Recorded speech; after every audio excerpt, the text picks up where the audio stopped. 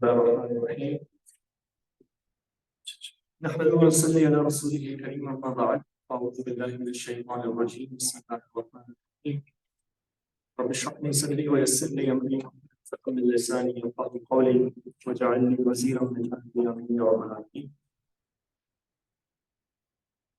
پچھلے دفعہ کے سیشن میں ہم لوگوں نے سورہ فاتحہ کو دیکھ لیا تھا اور آج ہم قرآن مجید کی سب سے قدیم سورہ سورہ بقرہ اس کو شروع کریں گے.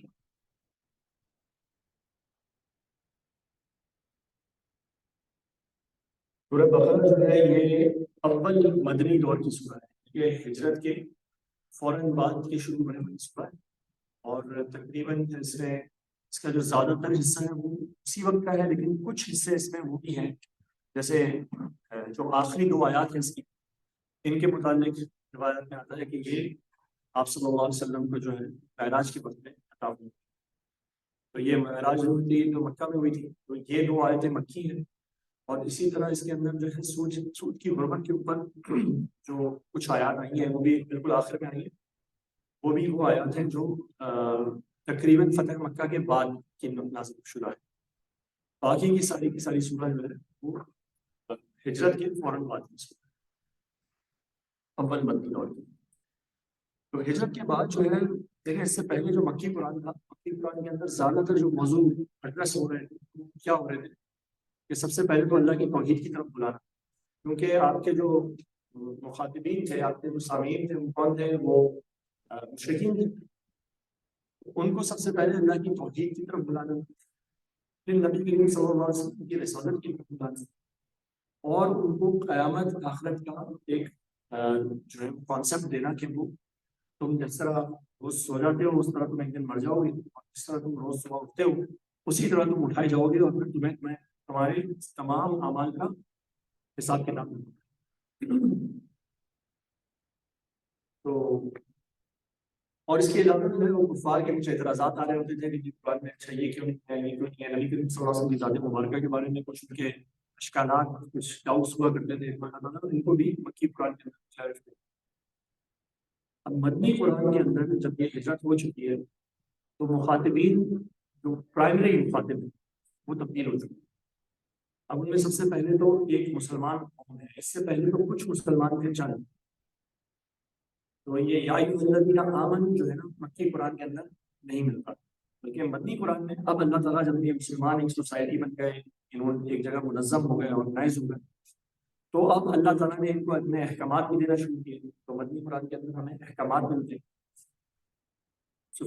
سوشل کس طرح انہوں نے اپنے آپ کو آرگنائز کرنا ہے، یتیموں کے کیا حقوق ہوں گے، بیواؤں کے کیا حقوق ہوں گے، شادی بیاہ کے کیا معاملات ہوں گے، اور اسی طرح پھر آہستہ آہستہ کر کے تکمیلی احکامات تک، جیسے کہ میں نے آپ سے سود وغیرہ کے معاملات بھی، فائنینشیل ایشوز بھی، اب سارے ڈسکس ہونا شروع ہو گئے جیسے جیسے مسلمان ایک زیادہ طاقتور، زیادہ منظم سوسائٹی یا ریاست میں تبدیل ہوتے ہیں. اس کے علاوہ جو ایک اور پرائمری مخاطب اس کے اندر تھے وہ تھے یہود، کیونکہ مدینہ میں یہود بہت عرصے سے رہ بھی رہے تھے. ان کے 3 بڑے بڑے قبیلے تھے مدینہ کے اندر، یہ آباد بھی تھے. اور یہ لوگ آباد کیوں تھے یہاں پہ؟ حالانکہ ان کا جو وطن ہے یہود کا، اور آپ کو پتہ ہے یہود یہ جوڈازم جو ہے یہ ایک ریس ہے، ریشل مذہب ہے. تو ریس تو ان کی کہاں پہ ایگزسٹ کرتی تھی؟ وہاں یروشلم، کیونکہ یہاں سے بہت دور ہے مدینہ سے. لیکن ان کی کتابوں میں بھی یہ بات تھی کہ آخری نبی جو آئے گا وہ کھجوروں والی سرزمین میں آئے. تو اب وہ یہاں پہ آ کے انتظار کر رہے تھے کہ جی اب ان کا یہ خیال تھا کہ یہ نبی جو آئے گا یہ آئے گا ہم میں سے، کیونکہ اس سے پہلے سارے انبیاء، بہت سارے انبیاء انہی کی نسل میں آئے تھے. تو یہ آخری نبی کو بھی اپنی ہی نسل میں دیکھ رہے تھے. لیکن اب یہاں پر آگے آباد ہو گئے کہ یہ آخری نبی کا جو ظہور ہونا ہے، تو اس کی مینیفیسٹیشن ہونی ہے، وہ اس جگہ پہ ہونی ہے. That's why we have to be here. یہ بالکل اسی طرح ہے جس طرح وہ آج بھی بہت سارے کام کرتے ہیں کہ جی جیسا بھی آپ نے وہ لال گایوں کا قصہ سنا ہوگا کہ وہ کچھ لال گائے ہیں جن کو اسپیشلی ریس کر کے امریکہ سے یروشلم لا رہے ہیں، جن کے لیے قربان گاہ بن رہی ہے، اس پہ وہ قربان کریں گے اس کو، اس سے جو ہے کچھ ایک چین آف ایونٹس ہوگا جو ٹریگر ہوگا. ان کی ایک تھیوری ہے جس کو کہا جاتا ہے forcing the hand of God. ٹھیک ہے جی، یہ اللہ کے ہاتھ کو فورس کرنا چاہتے ہیں ٹو ڈو سرٹن تھنگس. تو یہ جو ان کے مختلف آپ کو لگتا ہے کہ ابھی جو ہو رہا ہے مطلب اس کی انسانیت کے اندر کوئی جگہ نہیں بنتی، ان ایونٹس کی انسانیت کے اندر کوئی جگہ بنتی نہیں ہے، لیکن کیوں ہو رہا ہے اور ان کو کیوں کچھ اور لوگ بھی سپورٹ کر رہے ہیں؟ یہ جو زائونزم کا کانسیپٹ ہے سارا کا سارا یہ یہاں سے آیا ہوا ہے کہ وہ سپورٹ کر رہے ہیں. ان میں سے کچھ لوگ جو ہیں وہ صرف ایک لینڈ کے ایک پیس آف لینڈ کے لیے بات کر رہے ہیں، لیکن ان میں سے کچھ ہیں جو پیچھے سے اس بات کو سمجھتے ہیں کہ جی یہ ایک مارکا ہے خیر و شر ہے، fight between evil and good, اور اس میں وہ لوگ شر کی سائڈ پر ہیں، ایون کی سائڈ. اور اب وہ اللہ کو معاذ اللہ مجبور کرنا چاہتے ہیں کہ جی اللہ تعالیٰ کرائسٹ کو بھیج دیں، وہ اینٹی کرائسٹ کو بھیج دیں. ان کے حساب سے جو ان کا مسیحا ہوگا وہ ہم اس کو کہتے ہیں مسیح الدجال، جھوٹا مسیحا،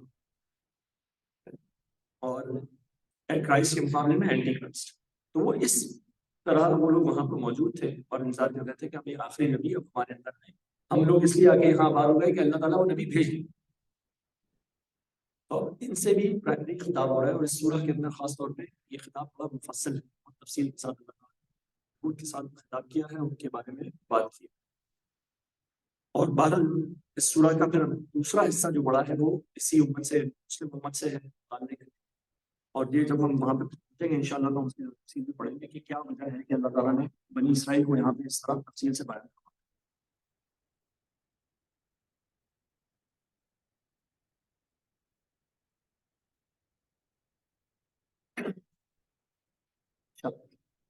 تو دو ایک تو یہ کہ یہ جو سورہ ہے سورہ بقرہ، اس کے ساتھ اگلی سورت جو ہے سورہ آل عمران، یہ دونوں صورتیں جوڑے کی شکل.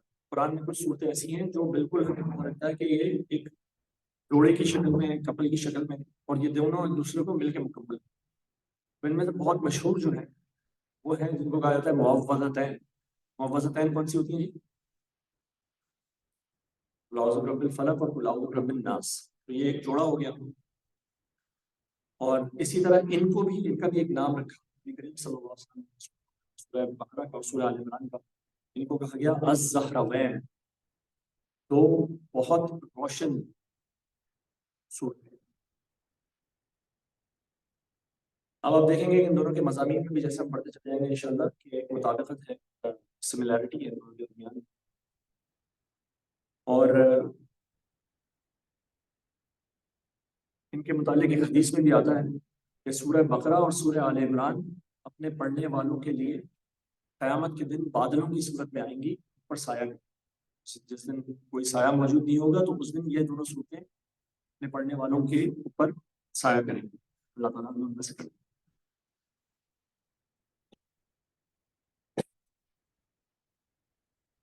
بسم اللہ الرحمن الرحیم.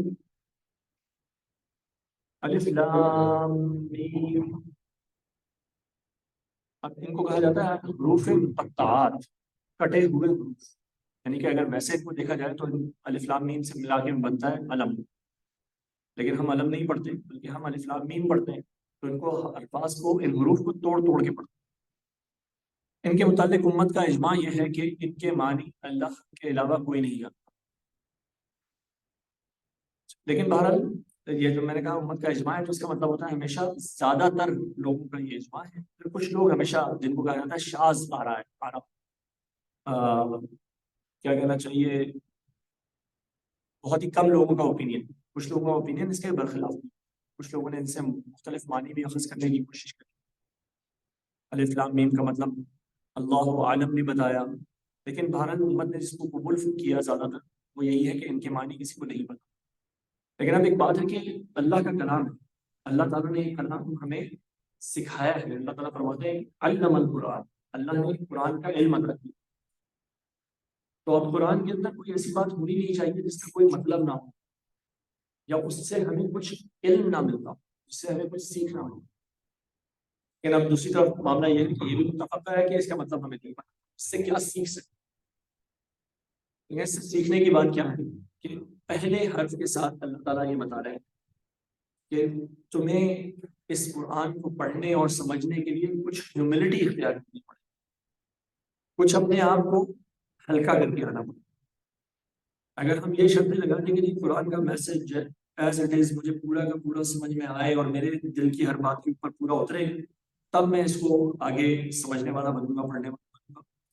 تو یہ والی اورینٹیشن نہیں چلے گی۔ تو اللہ تعالیٰ ہمیں اورینٹ کر رہے ہیں، جیسے اسٹوڈنٹس ہوتے ہیں نا، فرسٹ ڈے آتا ہے ان کی ایک اورینٹیشن ہوتی ہے، آپ امپلائی بنتے ہیں، پہلا دن آپ اپنے ہاسپٹلس میں پہنچتے ہیں، آپ کی ایک اورینٹیشن کہ اس ہاسپٹل کے یہ رولس اینڈ ریگولیشنز ہیں، یہ اس طرح آپریٹ ہوتا ہے۔ تو بالکل اسی طرح اللہ تعالیٰ ہمیں اس قرآن کے متعلق بتا رہے ہیں کہ اس میں سے یہ جو اس کے سامنے تمہیں ہمبل ہونا پڑے گا، اپنے آپ کو تھوڑا سا چھپانا پڑے گا۔ تو ویسے تو جو بھی دنیا میں ہم لوگ پڑھتے لکھتے ہیں وہ ہم نے پڑھ لیا، لکھ لیا، ہمیں سمجھ میں آ گیا، ختم ہو گئی۔ وی ہیو انڈرسٹوڈ، آپ کی جو بھی کوئی قسم کی کتابیں ہوتی ہیں وہ آپ پڑھ لیتے ہیں تو آپ کا معاملہ اس کتاب کے ساتھ فنش ہو جاتا ہے، ختم ہو جاتا ہے۔ یہ کتاب کیا ہے؟ اب یہ سیکنڈ جو آیت ہے اس کے اندر اللہ تعالیٰ بتاتے ہیں اس کی ایک خاص بات، پہلے وہیں پہ پڑھتے ہیں کہ کیا کہتے ہیں اللہ تعالیٰ۔ الف لام میم ذالک الکتاب لا ریب فیہ، یہ وہ کامل کتاب ہے، نہیں ہے کوئی شک جس میں، ہدی للمتقین، ہدایت ہے پرہیزگاروں کے لیے۔ تو اب یہ دیکھیں کہ اللہ تعالیٰ نے کوالیفائی کر دیا اس کو، یہ ہدایت ہے لیکن ہدایت ہر ایک کے لیے نہیں، بلکہ کس کے لیے ہے؟ پرہیزگاروں کے لیے ہے، متقین کے لیے ہے، ڈرنے والوں کے لیے۔ ڈرنے والا کون ہوتا ہے؟ ڈرنے والے کو ہم کیسے ڈیفائن کریں گے؟ وہ الف لام میم نے ڈیفائن کر دیا۔ وہ جو کتاب کی طرف آ رہا ہے ایک طالب علمانہ اپروچ کے ساتھ، ایک کرٹیک کی اپروچ کے ساتھ میں، لیکن اگر کوئی کرٹیک کرنے آئے گا نا تو وہ اس پہلے جملے کے اوپر فلٹر آؤٹ ہو جائے گا، الف لام میم بولے گا یہ کیا ہے، فلٹر آؤٹ ہو گیا نا۔ اگر وہ اسی جگہ پہ کرٹیک کرنا چاہے تو کہے گا جی میری سمجھ میں تو نہیں آتا، تو معاملہ یہیں پہ ختم ہو جائے گا۔ لیکن اللہ تعالیٰ نے کہا دیکھو پہلے یہ بات سمجھو، اللہ جانتا ہے تم نہیں جانتے، واللہ یعلم وانتم لا تعلمون، اللہ جانتا ہے تم نہیں جانتے۔ یہ جو چیزیں کچھ ہم تم سے بیان کریں گے ان کو سن بھی لو، اور جیسے جیسے آگے بڑھو گے تو تمہیں جو تمہارے ایکشن کے لیے ضروری انفارمیشن ہے وہ مل جائے کرے گی۔ اچھا، اسی آیت میں کہا گیا ذالک الکتاب، یہ وہ کامل کتاب ہے۔ ھذا الکتاب ہونا چاہیے تھا، جب ہم کہیں نا یہ کتاب ہے، ترجمہ میں یہی لکھا ہوتا ہے یہ کتاب ہے، یہ وہ کتاب ہے، تو ہونا چاہیے تھا ھذا الکتاب۔ لیکن جو ذالک الکتاب کی بات ہو رہی ہے، ذالکہ ہوتا ہے ذرا دور کی چیز کی طرف اشارہ کرنے کے لیے، تو اللہ تعالیٰ کہہ رہے ہیں یہ وہی کتاب ہے۔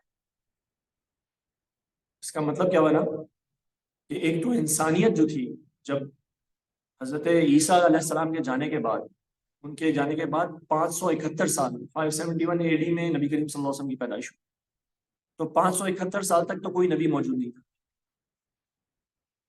اس زمانے کو کہتے ہیں زمانہ فترت، اس زمانے میں اللہ تعالیٰ کی طرف سے کوئی پیغام دنیا کی طرف نہیں آ رہا، تو جہاں اللہ کا پیغام کھو گیا، کوئی نبی موجود نہیں ہے، تو اب یہ ایک ڈارک ایجز ہے انسانیت کے لیے، اور انسانیت انتظار کر رہی ہے کہ جی وہ جو ایک جس کا وعدہ کیا گیا ہے ایک آخری نبی کا، وہ کب آئے گا، اور وہ آخری کتاب کب آئے گی، اللہ کا فائنل ورڈ آف اللہ کب آنا ہے۔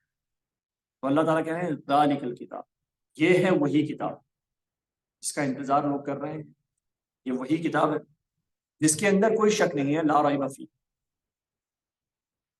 اللہ تعالیٰ کہہ رہے ہیں کوئی شک نہیں۔ دیکھیں یہ بہت بڑا دعویٰ ہے کہ اس میں کوئی شک کی بات نہیں ہے، یہ کتاب اللہ تعالیٰ نے آج سے 1450 سال پہلے اتار دی، اور یہاں پہ دعویٰ کیا جا رہا ہے کہ اس میں کوئی شک نہیں ہونا چاہیے، لا ریب فیہ، اس میں کوئی شک کی بات ہے نہیں تو تمہیں شک کرنا بھی نہیں چاہیے۔ پھر اگر پھر بھی انسان کو اس میں شک ہو جائے تو پھر کیا کریں؟ تو اس کا علاج دوسرے رکوع میں آگے دے دیا گیا، انشاءاللہ وہ ہم وہاں پہ آج ہی پڑھ لیں گے کہ پھر بھی کسی کو شک ہو تو کیا کرنا ہے۔ لیکن ویسے اس کتاب کی جو کیریکٹرسٹک ہے، اس کی جو نیچر ہے وہ یہ ہے کہ اس کے اندر کوئی شک ہے نہیں، لا ریب فیہ۔ ھدی للمتقین، اللہ تعالیٰ نے ایک کوالیفائر لگا دیا، ایک فلٹر لگا دیا، یہ ہدایت ہے متقیوں کے لیے، یہ ہدایت ان کے لیے ہے جو ہدایت چاہیں گے۔ اگر ایک شخص کتاب کے اوپر پی ایچ ڈی کرنا چاہتا ہے وہ قرآن پہ پی ایچ ڈی کر سکتا ہے بغیر اس سے ہدایت پر، اور وہ کور ٹو کور قرآن کو زندگی میں 1000 دفعہ پڑھ سکتا ہے بغیر اس سے ہدایت۔ ہدایت وہ پائے گا جو ہدایت کا طالب. یہ کتاب اس معنی میں مختلف کتاب. یہ کتاب اپنے آپ کو، اپنے معنی کو ہم پر اس وقت کھولے گی جب ہم اس سے ہدایت حاصل کرنے کی غرض سے آئیں گے، اپنے آپ کو نیچا کرتے ہوئے اللہ کی کتاب کو اونچا کرتے ہوئے آئیں گے، تب یہ کتاب ہمارے لیے ہدایت کا باعث بنے گی. آپ لوگوں نے بہت سی ریورٹس کی سٹوریز پڑھی ہوں گی جو کہتے ہیں کہ جی ہم کتاب جو ہے، ہم نے قرآن پڑھنا شروع کیا، آہستہ آہستہ ہمیں لگا وہ ہم سے باتیں کرتا ہے، اور آخر کار وہ جو ہے اس قرآن نے ان کو مسخر کر لیا، ان کو کم کر دیا. اور کچھ لوگوں نے ایسا بھی کیا کہ وہ کتاب کی طرف آئے ایک نیگیٹو جذبے کے ساتھ کہ جی ہم اس کتاب کو ریفیوٹ کریں گے، ہم اس کتاب کی، لیکن وہ بھی اس کتاب سے کانکر ہو، ان کو بھی ہدایت مل گئی. بہرحال اس کی وجہ زیادہ تر یہی بنتی ہے کہ انسان اگر اندر سے سچا ہو، اس نے یہ سوچا ہو کہ جی میں بہرحال میں اس کو ریفیوٹ کر رہا ہوں بیکاز کہ یہ ریفیوٹ کرنے کے قابل ہے. مطلب ایک شخص صرف اپنی دشمنی کے اندر ریفیوٹ نہیں کر رہا، بلکہ کیوں ریفیوٹ کر رہا ہے؟ وہ کہہ رہا ہے بھائی میری جو کتاب ہے، بائبل ہے، تورات ہے، گیتا ہے، جو بھی کتاب ہے وہ زیادہ صحیح ہے، یہ کتاب غلط ہے، اس لیے میں ریفیوٹ کر رہا ہوں. تو جب وہ اس نظریے کے ساتھ بھی ریفیوٹ کرنے آ رہا ہے، تب بھی یہ کتاب اس کو پکڑ، کیونکہ کم از کم وہ سچا ہے، اپنی تلاش میں سنسیئر. تو یہ کتاب کیسی ہے؟ ہدی للمتقین. اس سے فائدہ وہ اٹھائیں گے جو ہدایت کے طالب ہوں گے. الذین یؤمنون بالغیب، وہ لوگ جو ایمان لاتے ہیں غیبی حقائق پر. یہ ایک اور کوالیفائر آ گیا. ٹھیک ہے، اب وہ فنل ہوتا ہے، فنل کے اندر مختلف سٹیجز پہ چیزیں چھنتی چلی جاتی ہیں، نیچے سے بہت تھوڑا سا جو آپ اوپر سے ڈالتے ہیں اس میں سے کچھ تھوڑا سا سولوشن نیچے نکلتا ہے. تو ایک اور اللہ تعالیٰ نے فلٹر لگا دیا، وہ کیا ہے؟ الذین یؤمنون بالغیب، وہ لوگ جو غیبی حقائق پر ایمان لاتے ہیں. ایک دفعہ پھر ہیوملٹی کا تقاضا ہے، ایک اور دفعہ آپ سے ڈیمانڈ ہو رہی ہے کہ اور ہمبل ہو جاؤں. یہ نہ سمجھو کہ جو میرے 5 سینسز کے اوپر آئے گا میں اسی کو مانوں گا اور اس کے علاوہ میں کچھ نہیں مانوں. They see beyond their 5 senses. They understand that there is something beyond their 5 senses. تو کیا ہوگا وہ 5 senses سے آگے کیا چیز ہے؟ خیر ہے. الذین یؤمنون بالغیب وَيُقِيمُونَ الصَّلَاةَ، اور جو قائم کرتے ہیں نماز. اچھا دیکھیں، ایمان جو ہے نا، یہ تو ایک میٹا فزیکل چیز ہے، یہ ایک کانسیپٹ ہی ہے نا ایمان. ہم اس کو دیکھ نہیں سکتے. آپ کا ایمان، میرا ایمان کیسا ہے ہم لوگ نہیں دیکھ سکتے، ہم اپنے ایمان کو بھی نہیں دیکھ سکتے. تو ایک میٹا فزیکل کانسیپٹ ہے، اس میٹا فزیکل کانسیپٹ کی فوراً سے ایک فزیکل فارم بھی ہونی چاہیے. اگر اس کانسیپٹ کو پکا رکھنا ہے تو اس کی ایک فزیکل فارم ہونی چاہیے. وہ فزیکل فارم کیا ہے؟ وہ نماز. تو وہ کون لوگ ہوتے ہیں؟ صرف ایمان لا کے نہیں بیٹھے رہتے، بلکہ وہ یقیمون الصلاۃ، کو قائم کرتے ہیں نماز. وَمِمَّا رَزَقْنَاهُمْ يُنْفِقُونَ، اور اس میں سے جو ہم نے لیا انہیں اللہ کی خوشنودی کے کاموں میں خرچ کرتے ہیں. جب ایمان غیب میں ہے نا، جو یؤمنون بالغیب ہے، مسئلہ کیا ہوتا ہے؟ ہمارے دل میں ایمان ہوتا ہے، دل کی کیفیات کیسی ہوتی ہے؟ دل میں کبھی خوشی ہوتی ہے، کبھی غم ہوتا ہے، کبھی عزم ہوتا ہے، کبھی غم بس بھرا ہوا ہوتا ہے، کبھی بالکل انسان down to the very bottom ہوا ہوا ہوتا ہے. تو دل، بلکہ اس کو قلب کہتے ہیں. قلب کا مطلب ہی کیا ہوتا ہے؟ قلب کا مطلب ہوتا ہے تبدیل ہونے والی چیز. آپ نے اردو میں کبھی سنا ہوگا قلب ماہیت، کسی نے سنا ہے؟ کسی چیز کی قلب ماہیت ہو جانا. تو قلب ماہیت کا مطلب ہوتا ہے کسی چیز کو پورا کمپلیٹلی تبدیل ہو جانا، اس کی ماہیت، اس کی شکل تبدیل ہو جائے، قلب ماہیت. قلب کا مطلب ہوتا ہے تبدیل ہوتے رہنے والا، ہر لمحے جس کو قرار نہ ہو، جس کو چین نہ ہو، دھڑکتا رہتا ہے قلب میں. تو اب اس کے اندر جو چیز رکھی ہوئی ہے وہ چیز اس کو قرار نہیں ہے مکمل طور پہ. اس قرار کو، اب اس بے قرار چیز کو اس کی جگہ پہ قرار دینا، اس کو ٹھوک دینا کسی جگہ پہ، اس کے لیے ایک فزیکل ایکشن کی ضرورت ہے. وہ فزیکل ایکشن کیا ہے؟ وہ نماز ہے. ہم اللہ کو دنیا کے اندر بھول جاتے ہیں، بار بار بھولتے ہیں. اللہ تعالیٰ پھر بلاتے ہیں، کھڑے ہو جاؤ میرے سامنے، بتاؤ میری بڑائی بیان کرو، اپنے آپ کو چھوٹا بیان کرو. پھر ہمارے ذہنوں میں وہ سبق تازہ ہو جاتا ہے پھر سے، پھر ہم بھول جاتے ہیں، پھر تازہ کرنے کے لیے اللہ تعالیٰ بلا دیتے ہیں. تو یہ جو مسلسل پروسیس ہے، یہ کیا ہے؟ یہ اس کو یاد دلانا ہے. اللہ تعالیٰ نے فرمایا اقیم الصلاۃ لذکری، نماز قائم کرو کس لیے؟ لذکری، میری یاد دہانی کے لیے، تم بھول جاؤ گے مجھے۔ انسان کمزور ہے، انسان اپنی دنیا میں لگ کے، کیونکہ اس کے سامنے دیکھیں اللہ تعالیٰ سامنے نہیں ہے، دوزخ سامنے نہیں ہے، جنت سامنے نہیں ہے، حساب کتاب سامنے نہیں ہے، فرشتے سامنے نہیں ہے، لیکن سامنے کیا ہے؟ سامنے جابس ہیں، سامنے پیسے ہیں، سامنے بیوی بچے ہیں، گھر کے کام ہیں، یہ سب چیزیں سامنے ہیں ہمارے، اور وہ چیزیں ہمارے سامنے نہیں ہیں جن کا میں نے بتایا۔ تو کیا کرو، ان کو سامنے رکھنے کے لیے، ان کو اپنے دماغ میں حاضر رکھنے کے لیے کیا کرو، اقیم الصلاۃ، قائم کرو نماز، لذکری، میری یاد دہانی کے۔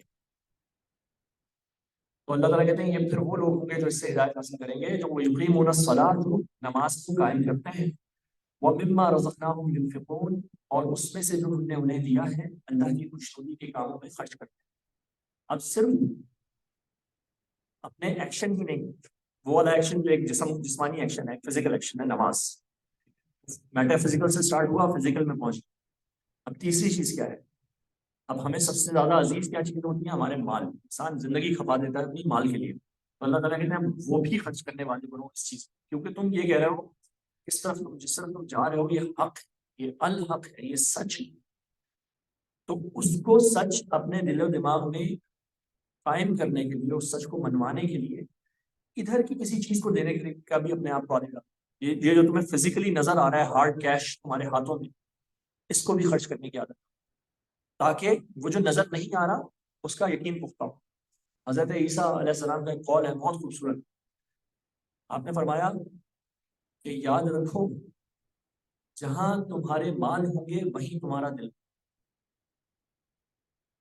اب دیکھیے کہ ہم رہتے تو یہاں پر ہیں، لیکن ہماری انویسٹمنٹ جو ہوتی ہے نا وہ بیک ہوم ہوتی ہے، اپنے اپنے ملکوں میں کرتے ہیں، انڈیا میں، پاکستان میں، اور باقی جگہوں پہ جہاں سے ہم آئے۔ تو ہمیں ادھر کی سیاست، ادھر کے رولز اینڈ ریگولیشن، ادھر کی ٹیکسیشن، ان سب سے ہمیں لین دین رہتا ہے، ہم سوچتے رہتے ہیں کہ وہاں پہ کیا ہو رہا ہے، کیسے ہو رہا ہے، کیوں؟ کیونکہ ہمارے مال وہاں پر ہے، تو ہمارے دل بھی اسی جگہ کے ساتھ ہوتے ہیں۔ تو جہاں پہ ہمارا مال ہوگا وہاں پہ ہمارے دل ہوں گے، تو اللہ تعالیٰ کہتے ہیں پھر اپنا مال بھی اس آخرت کے لیے لگانا شروع کرو۔ جب تک ہم دنیا میں ہی خرچ کرتے رہتے ہیں ہمارا دل بھی دنیا کے ساتھ ہی لگا ہے، جب ہم آخرت کے لیے خرچ کرنا شروع کرتے ہیں تو ہمارے دل بھی، ہمارا بینک بیلنس ادھر بن رہا ہے، جب ادھر بننا شروع ہوگا تو we will start looking at that bank balance, ہم اس کو دیکھنا شروع کریں تو پھر ہمیں اس کی پرواہ ہونی شروع ہوتی ہے۔ تو وَمِمَّا رَزَقْنَاهُمْ يُنْفِقُونَ وَالَّذِينَ يُؤْمِنُونَ بِمَا أُنزِلَ إِلَيْكَ وَمَا أُنزِلَ مِن قَبْلِكَ، اور وہ جو ایمان لاتے ہیں اس وحی پر جو نازل کی گئی آپ کی طرف، اور اس پر بھی جو نازل کی گئی آپ صلی اللہ علیہ وسلم سے پہلے۔ تو تمام نبی جو وحی لے کر آئے، یعنی کہ تورات میں، انجیل میں، صحف ابراہیم میں جتنی بھی چیزیں ہیں، ہمیں کہا گیا کہ یہ لوگ ان پر بھی ایمان رکھتے ہیں۔ ایک نقطہ تو یہ ہے کہ وما انزل من قبلک تو کہہ دیا، وما انزل من بعدک نہیں کہا، جو آپ کے بعد آئی گی۔ تو یہ جو ختم رسالت ہے اس کے اوپر ایک دلیل جو ہے وہ یہاں سے بھی لائی جاتی ہے کہ نبی کریم صلی اللہ علیہ وسلم کے بعد کسی نے کہا گیا جو آپ سے پہلے والی چیزوں پر ایمان لاتے ہیں، جو آپ پر جو آیا ہے اس پر ایمان لاتے ہیں۔ اچھا، تو یہ دیکھیں گے کہ تورات اور انجیل ہم کہتے ہیں آج کے یہ کرپٹ ہو گئی کتاب، ٹھیک ہے، ان کے اندر تبدیلی ہو چکی، تحریف ہو چکی، تو اب ہم ان پہ ایمان کس طرح لائیں؟ تو ہمارا ایمان کیا ہے کہ یہ اللہ کی کتابیں ہیں، اللہ نے ان کتابوں کو نازل کیا تھا اپنے جلیل القدر انبیاء کے ذریعے سے، لیکن اب ان کتابوں میں چونکہ تحریف ہو چکی ہے تو ہمارے لیے جیسے کوئی بھی جب آ رہی ہوتی ہے نا، کوئی لا آتا ہے تو اس لا کے بعد اس کی اگر کوئی امینڈمنٹ آ جاتی ہے تو اب اس لا کو آپ امینڈمنٹ کے ساتھ ہی پڑھ سکتے ہیں، اس کے بغیر نہیں پڑھ سکتے۔ آپ کتابوں کے اندر نئے ایڈیشن آ جاتے ہیں تو پھر وہ نیا ایڈیشن پڑھا جاتا ہے، وہ پرانا ایڈیشن جو ہے اس کے اندر کچھ کمی کوتاہی ہوتی ہے تو اس کی وجہ سے اس کو جو ہے آؤٹ ڈیٹڈ کیا جاتا ہے اور نیا ایڈیشن چھاپا جاتا ہے۔ تو اسی طرح اب ہمارے لیے جو لا ہے قرآن ہے، تو ہم ان کتابوں پر ایمان رکھتے ہیں کہ اللہ کی طرف سے آئی، اور ہم اس بات پہ ایمان رکھتے ہیں کہ قرآن نے ہمیں بتایا کہ کتابیں اللہ کی طرف سے آئی، لیکن اصل میں ہمارا جو ایکشن ہوگا، جو عمل ہوگا، وہ صرف قرآن کے مطابق۔ بہرحال اس میں کچھ چیزیں ہم لوگ ان کتابوں سے لیتے ہیں، مثال کے طور پہ قرآن میں صرف کوئی 26 انبیاء کا ذکر ہے، اس کے علاوہ جو انبیاء کے نام ہیں ہمیں بائبل سے ملتے ہیں اور تورات سے ملتے ہیں، تو ہم اگر قرآن نے ان کا انکار نہیں کیا کسی بھی بات کا جو بائبل میں موجود ہے اور تورات میں موجود ہے، اگر قرآن کی کسی بات سے نہ ٹکرائے تو ہم اس کو بھی مانتے ہیں، ہم کہتے ہیں یہ درست ہے، اللہ کی درست ہے۔ تو اچھا، انبیاء کا جو کرونالوجیکل آرڈر ہے وہ بھی ہمیں قرآن سے نہیں ملتا، ہمیں نہیں پتہ لگتا کہ بھائی پہلے کون آیا تھا، بعد میں کون آیا تھا، بعد میں کون آیا تھا، لیکن یہ کرونالوجیکل آرڈر جو ہے، تاریخی جو ٹائم لائن ہے، وہ ہمیں یہی تورات اور انجیل سے ملتی ہے، تو ہم وہاں سے لیتے ہیں اس کو، کیونکہ قرآن کی کسی بات سے ٹکراتی نہیں، تو ہمیں ان پہ ایمان رکھنا ہے، عمل ان پہ نہیں کرنا۔ وَبِالْآخِرَةِ هُمْ يُوقِنُونَ، اور آخرت پر تو وہ یقین رکھتے ہیں۔ تو پیچھے پڑھ کے آگے تھے ہم کہ وہ غیب پر یقین رکھتے ہیں، تو آخرت بھی غیب کا حصہ ہے، اور آخرت وہ معاملہ ہے جو ہمارے اعمال کو درست کرتا ہے۔ ورنہ لوگ اللہ پہ یقین رکھ سکتے ہیں اور وہ کہیں گے جی بڑا غفور و رحیم ہے، اور اس نے بس دنیا بنائی ہے، کیونکہ دیکھیں بہت سے مذاہب ایسے ہیں جنہوں نے یہ سمجھا کہ خدا نے دنیا بنائی ہے، اور دنیا بنانے کے بعد وہ اس سے لا تعلق ہو، اب اس کو غرض نہیں ہے اس بات سے کہ آپ کیا کرنا ہے، یہ ایک ڈرامہ ہے جو خداؤں نے رچا ہے، اور وہ بس اوپر بیٹھ کے دیکھتے ہیں کہ یہ انسان کیا کر رہے ہیں، وہ ہم سے جس طرح ہم ٹی وی ڈرامے دیکھ کے محظوظ ہوتے ہیں، اپنے آپ کو خوش کرتے ہیں، وہ ہمیں دیکھ کے خوش کرتے ہیں۔ یہ کانسیپٹ پچھلے مذاہب میں رہ چکا ہے، لیکن ایک ایسا خدا جو آخرت کے ساتھ منسلک، اس کا مطلب ہے کہ آخرت میں حساب کتاب ہو، تو اس کا مطلب ہے وہ خدا پورا ریکارڈ رکھ رہا ہے، وہ بالآخرت ہم یوقنون۔ اب یہ آخرت کا ریکارڈ جو ہے یہ ہمیں مجبور کرتا ہے دنیا کے اندر کسی اچھائی کے اوپر، سچائی کے اوپر قائم رہے۔ اگر آخرت نہ ہو تو مجھے کوئی غرض نہیں کہ میں آپ کا مال کیوں نہ چھینوں، دیر از نو ریزن کہ میں آپ کا مال نہ چھینوں یا نہ چوری کر لوں، یا جہاں مجھے موقع ملے میں کہیں کسی کو لوٹ نہ لوں۔ تو یہ ان کا جو اللہ تعالیٰ نے وصف بتایا وہ بالآخرت هم یوقنون، آخرت پر وہ یقین رکھتے ہیں۔ اولئک علی ھدی من ربہم واولئک هم المفلحون، یہی لوگ ہدایت پر ہیں اپنے رب کی طرف سے، اور یہی لوگ کامیاب ہونے والے ہیں۔ بس اللہ تعالیٰ نے بتا دیا۔ یہ قرآن، یہ جو سورہ بقرہ ہے، اس کی پہلے چند آیات کے اندر اللہ تعالیٰ نے فلاح، سکسیس، جو انسان پوری زندگی ڈھونڈتا رہتا ہے، یہ سکسیس کیسے حاصل ہو، اللہ تعالیٰ نے بتا دیا۔ سکسیسفل لوگوں کی پہچان یہ کیا کرتے ہیں، وہ قرآن کے ساتھ جڑتے ہیں، ہمبلنس کے ساتھ، ہیوملٹی کے ساتھ، پھر وہ ڈرتے ہوئے آتے ہیں، وہ چاہتے ہیں کہ میں اللہ کے قوانین کو جانوں۔ دیکھیں یہ ڈرنا کس قسم کا ہے۔ جب آپ لوگ قطر آئے تھے تو آپ یہ کہہ سکتے تھے کہ جی ٹھیک ہے، مجھے نہیں معلوم کرنا قطر کے رولز کیا ہے، قطر میں چیزیں ہیں، میٹرو ہے، قطر میں پارکس ہے، قطر میں روڈیں ہیں، آئی ڈونٹ کیئر کہ ان کے کیا رولز اینڈ ریگولیشنز ہیں، میں اس پہ اپنی گاڑی چلاؤں گا، میٹرو میں بیٹھ جاؤں گا، پارکوں میں باربیکیو کر لوں گا، ٹھیک ہے، آپ کہہ سکتے تھے بات، لیکن اس کا نتیجہ کیا ہوتا؟ آپ جب اپنی گاڑی اسپیڈ لمٹ سے زیادہ تیز چلاتے تو آپ کو فائن پڑ جاتا۔ تو عقل مند آدمی وہ ہوتا ہے جو بھی آئے گا کہے گا بھائی اس کا یہاں کے رولز اینڈ ریگولیشنز کیا ہیں، میں کون سے لائسنس پہ گاڑی چلا سکتا ہوں، نہیں چلا سکتا، کتنی اسپیڈ میں چلا سکتا ہوں، کون سی روڈ پہ چلا سکتا ہوں، کون سی سائڈ آف دا روڈ پہ چلانی ہے مجھے گاڑی، ٹھیک ہے، تو پھر وہ بچے گا۔ تو یہ وہ کون سا آدمی ہے؟ یہ وہ انسان ہے جو کنسرنڈ ہے۔ یہ متقی آدمی کی اصل میں آپ یہ سمجھ لیں کہ اس کی ایک اور ڈیفینیشن کیا ہے، دا کنسرنڈ پرسن، وہ جو کنسرنڈ ہے اس بات سے کہ مجھے کیا کرنا چاہیے اور کیا نہیں کرنا چاہیے۔ ہم بھی اسی طرح اس دنیا میں آئے، اس دنیا میں اللہ تعالیٰ کی بہت سی نعمتیں ہمیں اپنے ارد گرد ملی جو ہم نے نہیں بنائی۔ آکسیجن ہی کی ایگزامپل لے لیں، اللہ تعالیٰ نے ہمیں دی ہوئی ہے، میں تو نہیں لے کر آیا اپنے ساتھ، پھر وہ تمام جو کھانے پینے کی چیزیں، میرے ارد گرد کے رشتے جنہوں نے میری کیئر کی، یہ سب چیزیں میں نہیں لے کر آیا۔ تو ایک کنسرنڈ انڈیویجول یہ سوال کرے گا کہ جی ان کو برتنے کا صحیح طریقہ کیا ہے، میں کیا اپنی مرضی کر سکتا ہوں ادھر، یا جس نے مجھے یہ چیزیں دی ہیں اس کے کچھ رولز اینڈ ریگولیشنز بھی ہیں، جس نے یہ سڑک بنائی ہے اور یہ کیمرہ لگایا ہے اس کے رولز اینڈ ریگولیشنز بھی ہیں۔ تو یہ شخص جو اس قسم کی سوچ کے ساتھ آئے گا وہ فائنس سے بچے گا، وہ مصیبت سے بچے گا۔ تو یہی ہے متقی جو بچ جائے گا۔ تو یہ متقی کون ہے؟ وہ ایک غیب پر ایمان لانے والا ہے، اپنی عقل کو اس معاملے میں تھوڑا، وہ اپنی عقل کی لمیٹیشنز کو پہچانتا ہے، اس کو پتا ہے کہ عقل کی کچھ لمیٹیشنز، تو وہ پھر غیب پہ ایمان لاتا ہے، نماز کو قائم کرتا ہے، مال کو خرچ کرتا ہے، اور آخرت پر اور پچھلی کتابوں پر یقین رکھتا ہے، قرآن مجید پر یقین رکھتا ہے، اور آخرت پر اس کا پکا پکا یقین ہے۔ اللہ کہتے ہیں یہ ہیں مفلحون۔ اچھا، اب ہو کیا رہا ہے کہ اللہ تعالیٰ معاشرے کے اندر لوگوں کی پہچان بتا رہے ہیں، کس قسم کے لوگ معاشرے میں ایگزسٹ کرتے ہیں، اسپیشلی اس معاشرے میں جس کے اندر ایک کھلا دینے والی ایک ریولوشنری قسم کی دعوت دی جائے، ایک معاشرے جس کے اندر ایسی ایک دعوت موجود ہو، جو لوگ جب دعوت موجود ہوگی، ایک امپیٹس موجود ہوگا، تو لوگ خود بخود ڈیوائڈ ہو جائیں گے، اور کس میں ہو جائیں گے؟ 3 حصوں میں ڈیوائڈ ہو جائیں گے۔ یہ پہلا حصہ آپ نے پڑھ لیا، پہلے وہ لوگ ہوں گے جو اس کال کو، اس دعوت کو سمجھیں گے، مانیں گے، اور کہیں گے کہ اب ہم اس کے اوپر پورا پورا یقین رکھتے ہیں، اب ہم چاہے کچھ بھی ہو جائے ہم اس کے اوپر قائم رہنے والے ہیں۔ اللہ نے کہہ دیا یہ لوگ مفلحون ہیں، یہ فلاح پانے والے ہیں۔ دوسرے لوگ کون ہوں گے؟ دوسرے لوگ وہ ہوں گے ان الذین کفروا سواء علیہم اانذرتهم ام لم تنذرهم لا یؤمنون، بے شک وہ لوگ جنہوں نے کفر کیا برابر ہے ان پر، چاہے آپ خبردار کریں انہیں یا خبردار نہ کریں انہیں، وہ ایمان نہیں لائیں۔ یہ بالکل اس پہلے گروپ کا اپوزٹ ہے۔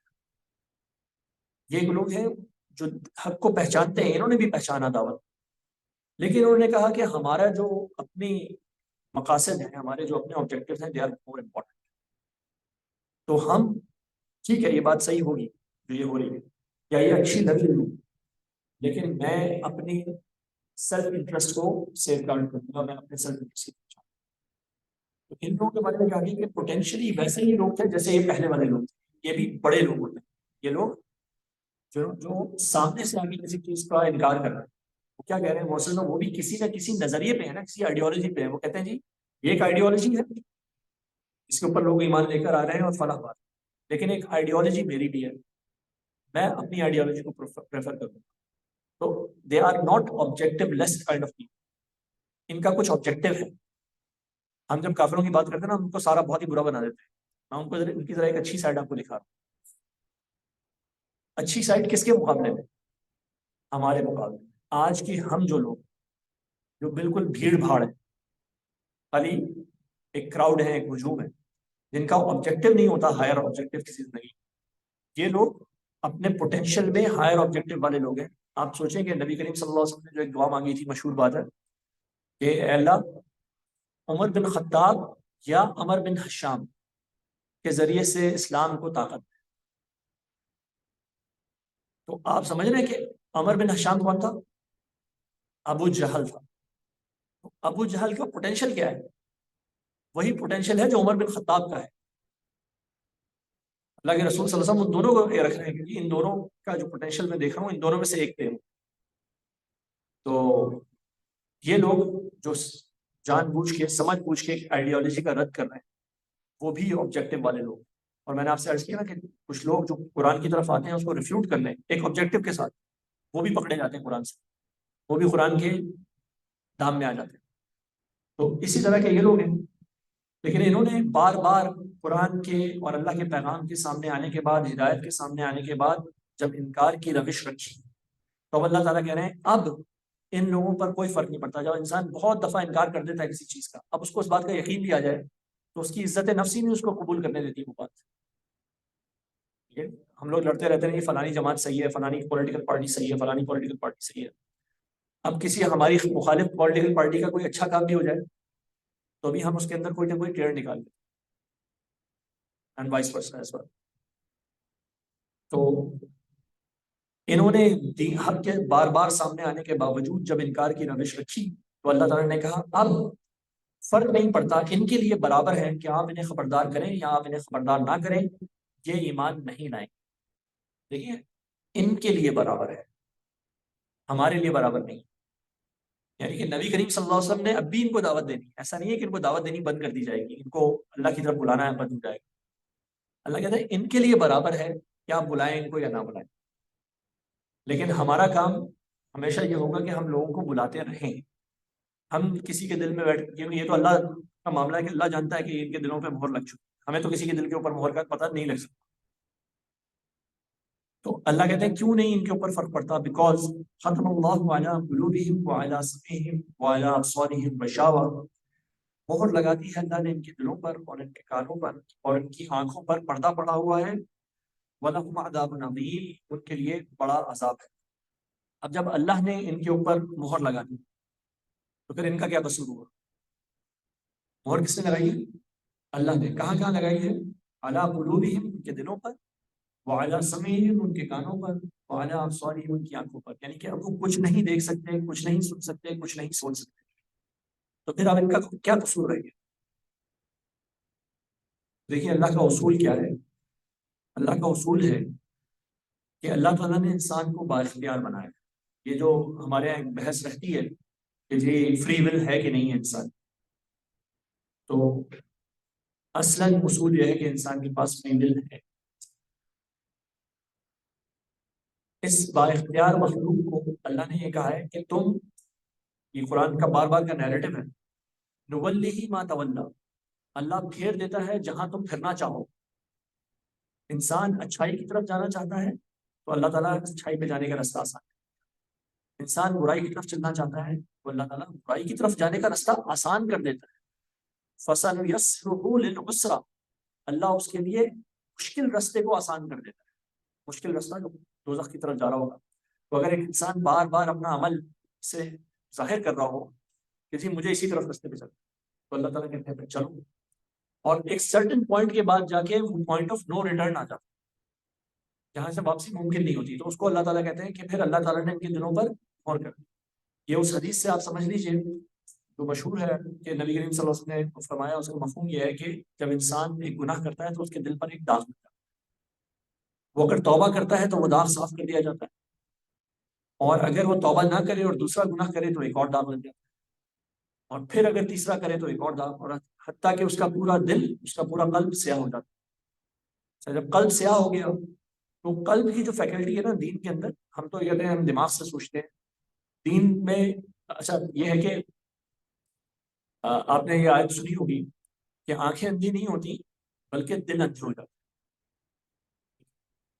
تو اللہ تعالیٰ کیا بتاتے ہیں کہ دیکھیں انسان کے پاس ایک یہ فزیکل جسم ہے، اس میں یہ فزیکل آنکھیں ہیں، اس میں فزیکل کان ہے، اس میں فزیکل ایک دل ہے، اور ایک اور جسم بھی ہے، ایک روح ہے اس کے اندر جس کی آنکھیں ہیں، جس کے کان ہیں، جس کا دل ہے۔ اور جو آخرت کی بات ہے نا، اچھا یہ روح کہاں سے آئی ہے؟ یہ اللہ کے پاس سے آئی ہے، یہ اس دوسری ورلڈ کی شے ہے، اس دوسری ورلڈ سے ہمیں کنیکٹ یہ روح رکھتی ہے۔ یہ جو اس کے پاس آنکھیں ہیں نا وہ دوسری ورلڈ کو دیکھ سکتی ہے، اس کے پاس جو کان ہے وہ اس دنیا کی باتوں کو سن سکتے ہیں، اس کے پاس جو سوچنے سمجھنے کی صلاحیت ہے وہ اس دوسری ورلڈ کی چیزوں کو سمجھ سکتی ہے۔ یہ جو ہمارا فزیکل باڈی ہے، یہ جو اس کو ہم اپنا حیوانی جسم کہتے ہیں، یہ تو حیوانی ہے۔ یہ دیکھیں انسان اور حیوان کے اندر کیا فرق ہے جسمانی طور پر؟ آپ لوگوں کو جو شروع کے ایکسپیریمنٹس کرائے جاتے ہیں وہ اس میں مینڈک ہی کٹوایا جاتا ہے نا، کہ بھائی آپ سمجھ لیں ریسپیریٹری سسٹم کیسے ہوتا ہے اور ڈائجیشن سسٹم کیسے ورک کرتا ہے۔ تو یہ ایک ہماری فزیکل باڈی ہے اور ایک ہماری اسپرچل باڈی۔ اسپرچل باڈی کا کام ہے ہمیں ادھر سے کرے گا۔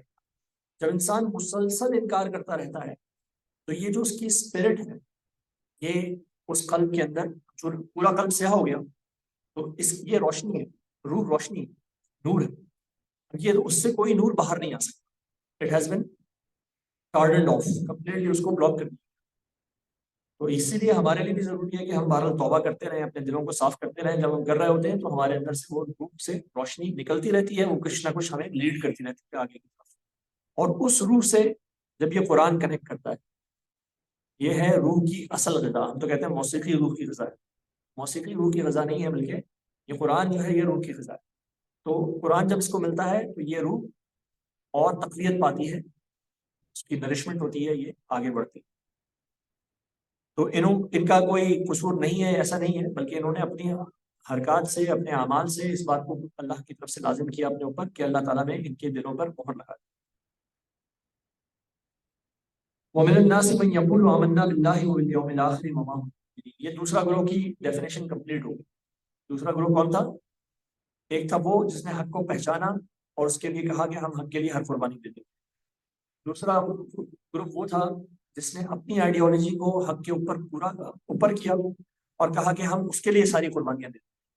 تو دیکھیں انہوں نے بھی قربانیاں کم نہیں دی، بلکہ ابو جہل کے بارے میں آپ کو پتا ہے کہ اس کو جب اس کو قتل کیا گیا غزوہ بدر میں، تو اس کی جب گردن کاٹی جا رہی تھی تو اس نے کہا کہ میری گردن ذرا نیچے سے کاٹنا، تاکہ جب میری گردن رکھی جائے باقی لوگوں کے مقابلوں میں تو میری گردن سردار کی گردن، بڑی گردن.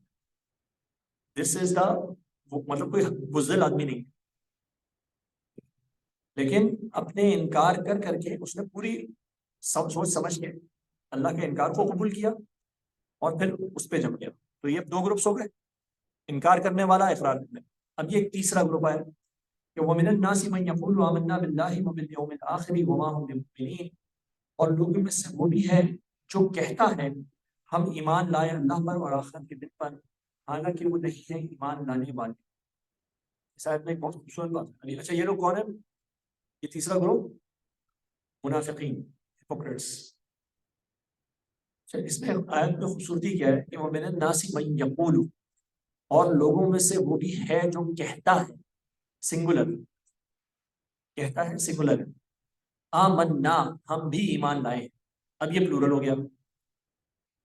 تو یہ کیا بات ہے کہ یہ منافقین جو ہے نا یہ ہمیشہ بزدل ہے. کہ وہ جو کافر تھے بہادر تھے، سامنے سے آ کے بات کی.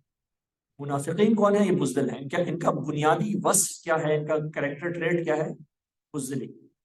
وہ بزدلی اللہ تعالیٰ نے کس طرح شو کی کہ یہ ہمیشہ سوشل، جس کو کہتے ہیں نا ویلیڈیشن، سوشل ویلیڈیشن یہ مانگتے ہیں. یہ لوگوں کے درمیان چھپتے ہیں، لوگوں کے درمیان گھستے ہیں. وہی یقول، جو کہتا ہے آمنا، ہم بھی تو ایمان لائے، ٹھیک ہے، وہ اپنے آپ کو لوگوں کے ساتھ ملا رہا ہے. وہ بالیوم الآخر، اور آخرت کے دن پر، وما هم بمؤمنین، لیکن وہ ایمان لانے والے نہیں. اللہ تعالیٰ کہتے ہیں یہ ایمان لانے والے نہیں. یخادعون اللہ والذین آمنوا، وہ فریب دینے کی کوشش کر رہے ہیں اللہ کو اور ان کو جو ایمان لائے. وما یخدعون الا انفسهم وما یشعرون، اور وہ فریب نہیں دے رہے مگر اپنے آپ کو اور وہ نہیں سمجھ رہے. وما یشعرون، ان کو شعور نہیں ہے اس کا. اب یہ شعور نہیں ہے کو مختلف طریقے سے انٹرپریٹ کیا. شعور نہیں ہے کا مطلب کیا ہے کہ ان کو آگے کی سمجھ نہیں ہے، وہ ابھی اپنی اس چھوٹی سی دنیا کے متعلق ہی پریشان ہو رہے ہیں، اس میں جھوٹ بول رہے ہیں، اس میں اللہ کو دھوکہ دینے کی کوشش کر رہے ہیں. شعور نہیں رکھ رہے کہ اس سے بہت بڑی دنیا، اس سے بہت بڑی چیزیں آر ایٹ اسٹیک، بڑی بڑے مسئلے مسائل آگے کے لیے موجود ہیں. لیکن اس سے ایک اور بات بھی نکلتی ہے جس کو کہا گیا کہ نفاق کے اندر، یہ جو ان کا یہ جو ہپوکریسی ہے اس کے اندر بہت دفعہ یہ خود بھی نہیں جانتے ہوتے کہ یہ منافق ہے. دیکھیں ہمارے ہاں ایک کامن کانسیپٹ کیا ہے کہ منافق کون ہوتا ہے؟ جو اوپر سے کچھ اور ہوتا ہے اور اندر سے کچھ اور، جو جھوٹا ہوتا ہے.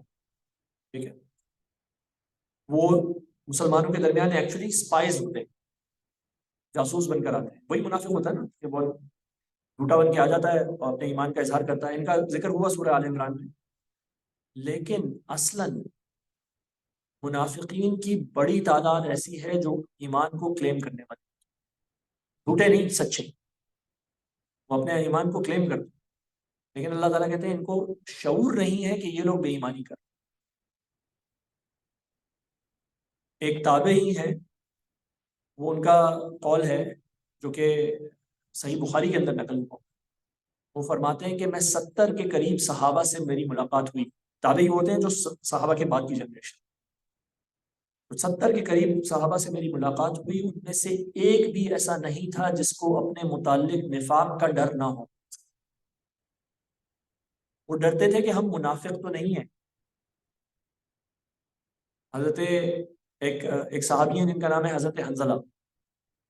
حضرت ابوبکر صدیق ایک دفعہ کہیں جا رہے تھے تو دیکھا کہ حضرت حنزلہ کہیں جا رہے ہیں اور کہتے ہوئے جا رہے ہیں نافقہ حنزلہ، نافقہ حنزلہ، حنزلہ تو منافق ہو گیا، حنزلہ تو منافق ہو گیا. حضرت ابوبکر صدیق نے پوچھا کہ بھائی کیا معاملہ ہے، تم یہ کیوں کہہ رہے ہو کہ تم منافق ہو؟ کہتے ہیں کہ جب میں نبی کریم صلی اللہ علیہ وسلم کے پاس بیٹھا ہوا ہوتا ہوں اور آپ صلی اللہ علیہ وسلم جب جنت اور دوزخ کا ذکر کر رہے ہوتے ہیں تو مجھے ایسا لگتا ہے کہ جنت اور دوزخ کو میں اپنی آنکھوں سے دیکھ رہا ہوں.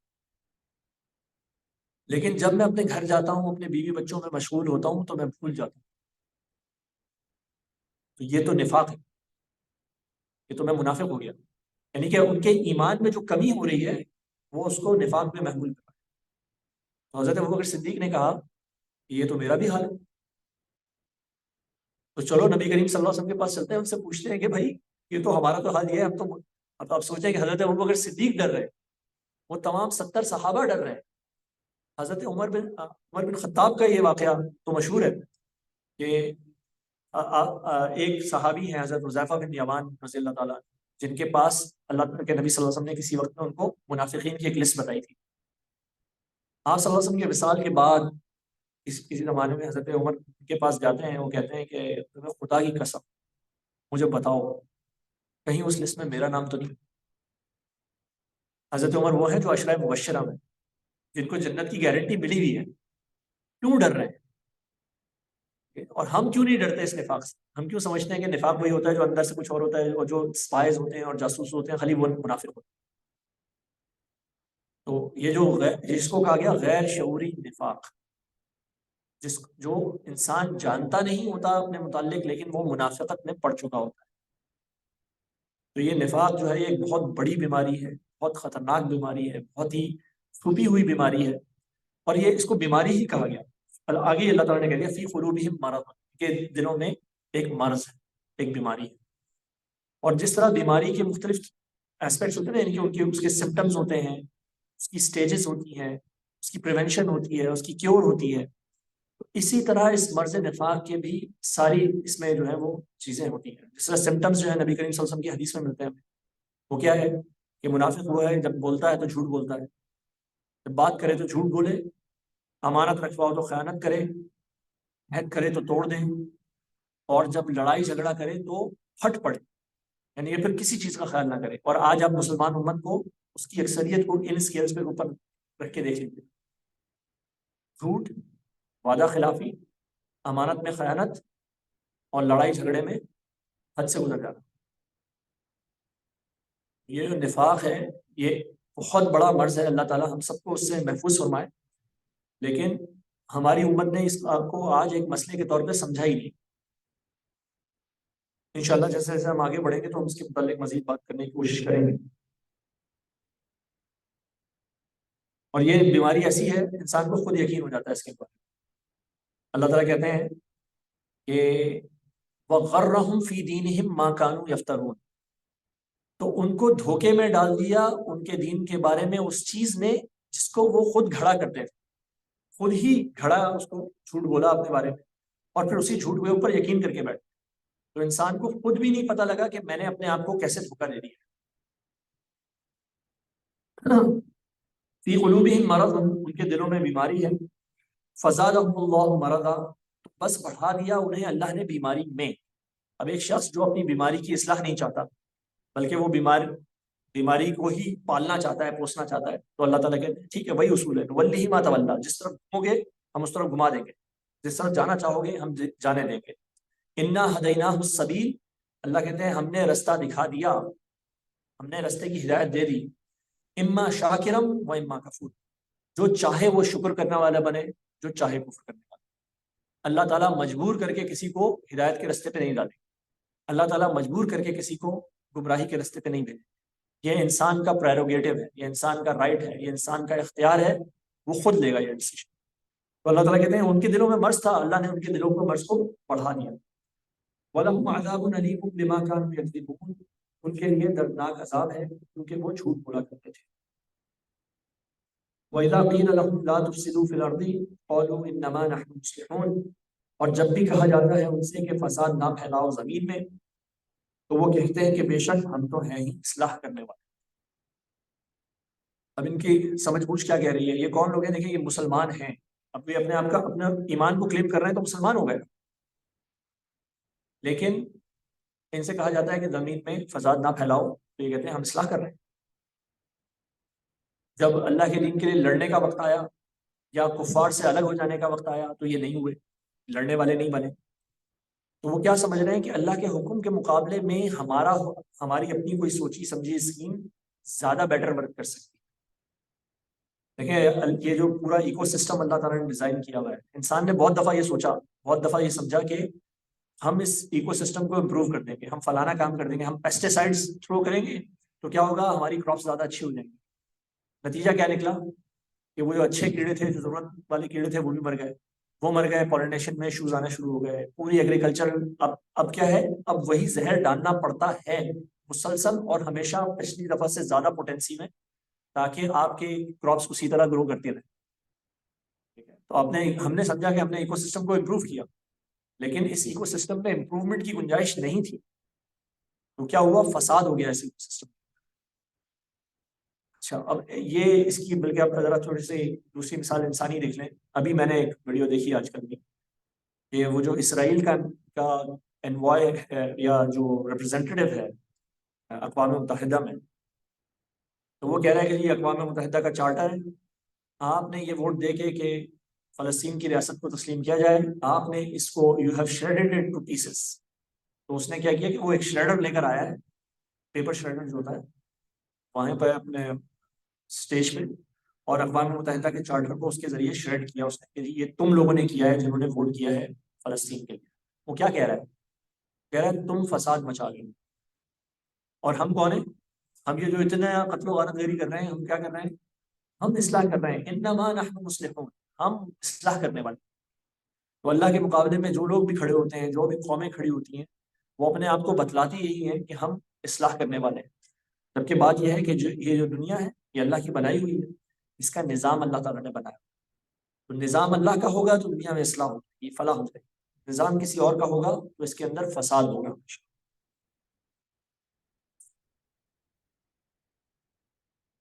الا انہم هم المفسدون ولکن لا یشعرون، سن لو بے شک وہی ہے فساد پھیلانے والے، لیکن وہ نہیں سمجھ رہے. وَإِذَا قِيلَ لَهُمْ آمِنُوا كَمَا آمَنَ النَّاسُ قَالُوا وَنُؤْمِنُ كَمَا آمَنَ السُّفَهَاءُ، اور جب بھی کہا جاتا ہے ان سے کہ ایمان لاؤ جیسے ایمان لائے ہیں دوسرے لوگ، یہ جو تمہارے سامنے صحابہ ہیں، جیسے ابو بکر ہیں، جیسے عمر ہیں، جیسے علی ہیں، جیسے عثمان ہیں، جیسے طلحہ ہیں، ان جیسا ایمان لاؤ. تو وہ کیا کہتے ہیں، قَالُوا وَنُؤْمِنُ كَمَا آمَنَ السُّفَهَاءُ، وہ کہتے ہیں کہ کیا ہم ایمان لائیں اس طرح جیسے ایمان لائے ہیں بے وقوف. اب وہ کیوں بے وقوف کہہ رہے ہیں صحابہ کو، اس لیے کہ صحابہ کچھ نہیں دیکھ رہے اس کے آگے. کہتے ہیں کہ کوئی گراؤنڈ ریالٹیز نہیں دیکھی. اب جو حکم آ گیا، جب اللہ کی بات، اللہ کو مان لیا اور اللہ کی کتاب کو مان لیا، اللہ کے رسول کو مان لیا، تو اب ہمارے پاس کس بات کا اختیار رہے گا. تو اب ہم کوئی گراؤنڈ ریالٹیز نہیں دیکھیں گے، ہم اپنا کام کریں گے. تو وہ کہتے ہیں یہ تو بے وقوف لوگ. ہونا کیا چاہیے، ہونا چاہیے یہ کہ انسان اپنا پورٹ فولیو مینیج کرتا ہے تھوڑا سا، کچھ چیزیں ادھر ڈالتا ہے، کچھ چیزیں ادھر ڈالتا ہے، کچھ all the basket should not be, all the eggs should not be in one basket. ایک سنگل باسکٹ میں نہیں رکھنا چاہیے، الگ الگ جگہوں پہ رکھنا چاہیے. تو وہ کیا کر رہے ہیں، کچھ کفار سے بھی دوستی ہو، سجدہ اللہ کو بھی، ابلیس سے آرانا بھی، تھوڑا سا ادھر تھوڑا سا ادھر، کہیں یہ لوگ جیت جائیں تو ہمیں ان سے فائدہ ہو جائے، کہیں یہ لوگ جیت جائیں تو ان سے فائدہ ہو جائے. تو وہ کہتے ہیں یہ تو بے وقوف لوگ، ہر بات بولتے مطلب ایک ہی طرف کے ہو کے رہ گئے، 100% اپنی انویسٹمنٹ ایک ہی جگہ پہ کر دی. اللہ فرماتے ہیں الا انہم الصفہاء ولکن لا یعلمون، سن لو بے شک نہیں لوگ بے وقوف ہیں لیکن وہ نہیں جانتے. اس کا فائدہ ہو رہا ہے کچھ؟ آواز بغیر اس کے بھی وہاں سے اچھی آ رہی ہے تو بتائیے، ورنہ یہ بس ایک زحمت ہے ہمارے لیے. صحیح ہے، چلو پھر اس کے بغیر ہی کام چلا لیتے ہیں.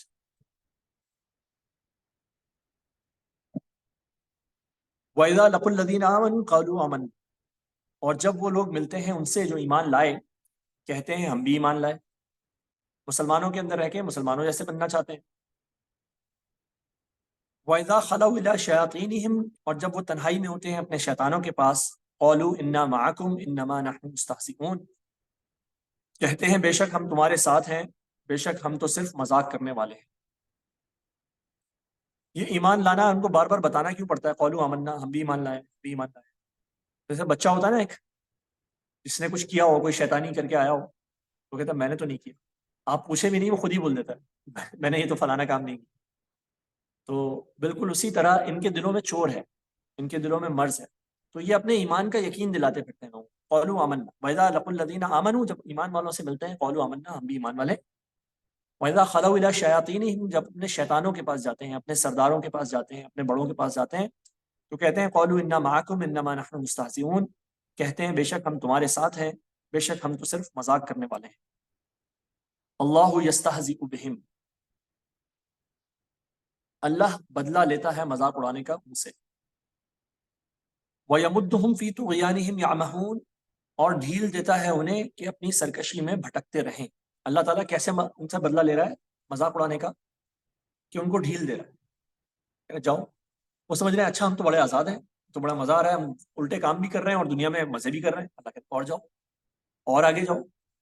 تو اللہ کا عذاب ہو رہا ہے ان کے اوپر، وہ سمجھ رہے ہیں کہ ہمیں بڑی کوئی فائدہ مل رہا ہے۔ اللہ تعالیٰ کہتے ہیں یہ میرا مذاق ہے تم سے۔ اللہ یستہزئ بہم، اللہ ان سے مذاق کر، اور یہ مذاق دنیا کی زندگی میں اس طرح ہو رہا ہے کہ وہ اپنی برائی میں آگے جا رہے ہیں آگے جا رہے ہیں، اور اللہ کی طرف سے زیادہ بڑے جو عذاب کے مستحق ہو رہے ہیں۔ اور آخرت میں یہ مذاق کس طرح ہوگا ان کے ساتھ کہ ان کو جو ہے نا وہ حشر کے میدان سے نکال دیا جائے گا، ان کو کہا جائے گا آگے جائیے، اب جنت میں جائیے۔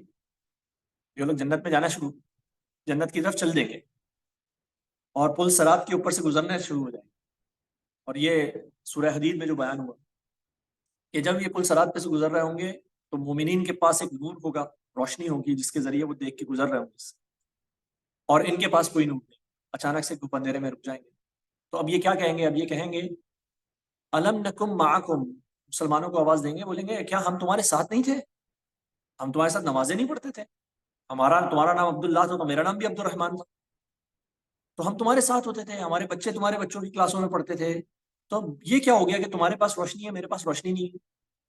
تو ان کو جو جواب ملے گا وہاں پہ، وہ مسلمان جو مومن ہوں گے وہ ان کو جواب دیں گے قولوا بلا، کہیں گے بے شک تم تھے ہمارے ساتھ، ولکنکم فتنتم انفسکم، لیکن تم نے اپنے آپ کو فتنے میں ڈالا تھا، اپنے آپ کو خود مشکل میں ڈالا تھا۔ کس طرح؟ وتربصتم، تم انتظار کرتے تھے، تم انتظار کرتے تھے جی، دیکھیں جیسے آج ہم انتظار کرتے ہیں، ہم کس چیز کا انتظار کرتے ہیں؟ ہم کہتے ہیں جی امام مہدی آ جائیں گے، حضرت عیسیٰ آ جائیں گے تو ہم لوگ شاید پھر کچھ اچھا کر لیں گے۔ ابھی تک تو ہم اپنے اپنے کام کریں گے، پھر جب امام مہدی آئیں گے، حضرت عیسیٰ آئیں گے، پھر ہم ان کے ساتھ مل کے واقعتاً لوگوں کے ساتھ نا پھر صحیح والے مسلمان ہم بن جائیں گے۔ تو انتظار، تو اس کا مطلب ہے اگر حضرت عیسیٰ کے ساتھ ہی سارا معاملہ ہونا ہے تو ہم سے پچھلی نسلیں تو پھر برباد ہو گئیں۔ اگر ہماری زندگی میں وہ نہیں آئے تو ہمارے بھی جو ہے کوئی فائدہ نہیں ہے ہمارے کام کے۔ اصل بات تو یہ ہے کہ ہر انسان کو کا امتحان اس کے ساتھ، ہر انسان کی قیامت اس کے ساتھ، جو مر گیا اس کی قیامت تو قائم ہو گئی، حدیث کے الفاظ۔ تو انتظار نہیں کرتے رہنا ہم کبھی یہ ہو جائے گا، ہم اپنے فلانے امتحان نکال لیں گے، ہم بچے بڑے ہو جائیں گے، ہم شادیاں کر دیں گے، ہم ریٹائر ہو جائیں گے، تب ہم اللہ کے رستے پر چلنے والے بنیں گے۔ تو یہ کیا ہے؟ اپنے آپ کو فتنے میں ڈالنا۔ وتربصتم، تم انتظار کر رہے تھے، ورتبتم، اور تم نے شک کیا۔ اصل بات کیا ہے؟ اصل بات یہ ہے کہ دلوں میں شک ہے، پتہ نہیں یہ رستہ صحیح بھی ہے کہ نہیں ہے، تو ہم ڈیسیژن کو اوائڈ کر رہے ہیں، ہم آگے کی طرف بھیج رہے ہیں کہ ہاں جی بعد میں کریں گے۔ جس بارے کے بارے میں یقین ہو تو اس کے بارے میں پھر انسان انتظار نہیں کرتا، کہتا ہے یہ ڈیسیژن کر کے ہم آگے بڑھیں۔ تو اللہ یستہزئ بہم ویمدہم فی طغیانہم یعمہون، اور ڈھیل دیتا ہے اللہ انہیں کہ اپنی سرکشی میں بھٹکتے رہیں۔ اولئک الذین اشتروا الضلالۃ بالہدی، یہ وہ لوگ ہیں جنہوں نے لے لی گمراہی ہدایت کے بدلے۔ انہوں نے، لفظ ہے اشترا، خریدی، انہوں نے اپنی ہدایت دی اپنے ہاتھوں سے، اس کے بدلے میں گمراہی خریدی، یہ ان کے اپنے ہاتھوں کا کرنا ہے۔ فما ربحت تجارتهم وما كانوا مهتدین، تو کچھ فائدہ نہ دیا انہیں ان کی تجارت نے، اور نہ ہوئے وہ ہدایت پانے والے۔ تو وہ ہدایت کیوں نہیں پائے؟ انہوں نے ہدایت کو پانے کے لیے کوئی ایفرٹ ہی نہیں کی، کوئی محنت ہی نہیں کی، اس طرف بڑھے ہی نہیں۔ اب ان کی مثال کیسی ہے؟ یہ اللہ تعالیٰ نے آگے دو بڑی بلیغ مثالیں دی قرآن میں، اور ایک پہلی مثال کس کی ہے؟ ایک کافر کی۔ مثلہم کمثل الذی استوقد نارا، ان کا حال یہ ہے کہ جیسے مثال اس شخص کی جس نے جلائی آگ۔ اب اس آگ کو یہ تشبیہ ہے نبی کریم صلی اللہ علیہ وسلم کی، یہ وہ شخص ہے جنہوں نے آگ جلائی، اور آگ کیا ہے؟ یہ ہے روشنی، یہ ہے نور۔ ان سے پہلے میں نے آپ کو بتایا تھا 571 سال تک گھپ اندھیرا تھا، کوئی نبی موجود نہیں، کوئی اللہ کا کلام بتانے والا موجود نہیں۔ نبی کریم صلی اللہ علیہ وسلم تشریف لائے، اس گھپ اندھیرے میں ایک آگ جلائی، بڑی سی روشنی ہو گئی ہر طرف۔ تو اب ہر شخص جو روشنی کا متلاشی ہے، اس کو تلاش کرنے والا ہے، وہ بھاگ بھاگ کے اس طرف آتا ہے۔ لیکن کچھ لوگوں کے ساتھ کیا ہوتا ہے؟ کچھ بدقسمت ایسے لوگ ہیں کہ اللہ تعالیٰ نے ان کی بینائی زائل کر دی، ان کی آنکھیں لے گیا اللہ تعالیٰ، تو اب کیا ہوگا؟ کتنی ہی بڑی آگ جل جائے، جس کی آنکھیں ہی نہیں موجود وہ آگ کو نہیں دیکھ سکتا، وہ اس کے روشنی کو نہیں دیکھ سکتا۔ اللہ فرماتے ہیں کہ ان کی کا حال یہ ہے کہ جیسے مثال اس شخص کی جس نے جلائی ایک آگ، فلما اضاءت ما حوله ذهب الله بنورهم وتركهم في ظلمات لا يبصرون، تو جب آگ نے روشن کر دیا اس کے ماحول کو تو اللہ ان کے نور کو لے گیا، ان کی بینائی کو لے گیا اور چھوڑ دیا انہیں کہ وہ اندھیروں میں بھٹکتے پھریں، پھر وہ نہیں دیکھ سکتے، پھر وہ نہیں دیکھ رہے۔ سم بکم عمی فہم لا یرجعون، وہ بہرے ہیں، گونگے ہیں، اندھے ہیں، بس وہ نہیں لوٹیں گے۔ ان کے لوٹنے کی، ان کو ہدایت ملنے کی کوئی امید نہیں ہے، کیونکہ انہوں نے اپنی آنکھیں، کان، ناک سب بند کر کے رکھا ہے۔ اب دوسری مثال ہے جو کہ ایک منافق کی ہے، اور منافق کا ایک مطلب جو ہے نا، آپ یہ سمجھ لیں کہ ایک کمزور ایمان جو ہے نا، وہ بھی نفاق کی ایک پہلی، میں نے آپ سے کہا تھا نا سٹیجز ہیں، تو پہلی سٹیج کیا ہے؟ انسان کا ایمان کمزور۔ تو اس طرح سے دیکھیں تو ہم آج ہماری جو اکثریت ہے نا، وہ اس سٹیج پہ تو کم سے کم موجود ہوتی ہی ہے نفاق کی، کہ ایمان میں انتہائی کمزوری، ایمان میں ضعف۔ اگر ہمیں دیکھنا ہے کہ ہمارے ایمان میں ضعف ہے یا نہیں ہے، تو ہم دیکھ لیں کہ ہم اللہ کے کتنے تقاضوں کو، کتنی باتوں کو، کتنی ڈیمانڈس کو پورا کرتے ہیں، اور ان کو سب سے زیادہ اہمیت اور فوقیت دیتے ہیں، ان کو پریفر کرتے ہیں، اور ہم آخرت کو پریفر کرتے ہیں۔ اللہ تعالیٰ فرماتے ہیں یُنَبَّأُ الْإِنسَانُ يَوْمَئِذٍ بِمَا قَدَّمَ وَأَخَّرَ، اس دن انسان کو اللہ تعالیٰ بتا دیں گے قیامت کے دن کہ کس چیز کو اس نے آگے کیا اور کس کو پیچھے کیا، کس چیز کو پرائرٹائز کیا اور کس چیز کو ڈی پرائرٹائز کیا۔ ہم دیکھ لیں کہ آج ہماری زندگی میں پرائرٹیز کیا ہیں۔ ہماری پرائرٹیز ہیں کہ ہمارے کریئرز ہوں، ہماری پرائرٹیز ہیں کہ ہمارے بچوں کے کریئرز ہو جائیں، اور یہ اس فرسٹ پرائرٹی کے بعد اگر ہمارے پاس کچھ وقت بچتا ہے تو ہم کہتے ہیں کہ ٹھیک ہے جی، ہم میں سے نیک لوگ، ہم میں سے اچھے لوگ، آپ جیسے لوگ، ہم کہتے ہیں کہ جی اللہ تعالیٰ، اب ہم اللہ کے راستے پہ چلتے ہیں، چلے ٹھیک ہے جی، چلتے ہیں، کہیں بیٹھتے ہیں، وہی دین کی بات سنتے ہیں، سمجھتے ہیں، پڑھتے ہیں، پڑھاتے ہیں۔ لیکن پرائرٹی کیا ہے؟ پرائرٹی یہ دنیا، یہ جو ساتھ میں ہے، یہ بس یہ ایک ایڈیشنل ہے، جب موقع مل جائے تو جب اس سارے کام اپنی لائن میں ہوں، جس دن آپ کو اس وقت، چلیں ابھی یہ زیادہ پرسنل جائے گا،